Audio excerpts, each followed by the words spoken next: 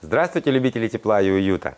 Меня зовут Евгений, и сегодня я хочу познакомить вас с печами-каминами из Чехии, производства компании «Фламинго». В нашем выпуске речь пойдет о моделях, которые благодаря лучшему сочетанию цена-качество давно завоевали популярность в странах Европы.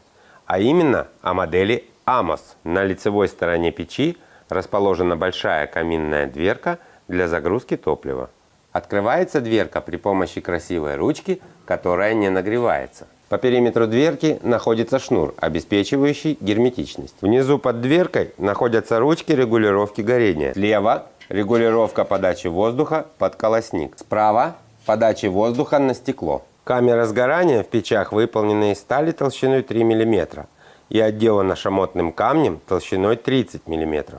Именно такое сочетание делает топку неубиваемой и позволяет давать гарантию до 5 лет. Внизу топки находится чугунный колосник. Под ним зольник. Вверху топки находится дефлектор толщиной 4 мм. В передней части находится канал подачи воздуха на стекло. Снизу, с тыльной стороны топки, находится патрубок подачи воздуха для горения. Воздух подается с улицы. Благодаря заслонкам, которые находятся внутри печки, воздух распределяется по всем каналам в правильных пропорциях. Большие конвекционные поверхности позволяют быстро нагревать воздух. Сверху печи находится канал дымосборника диаметром 150 мм.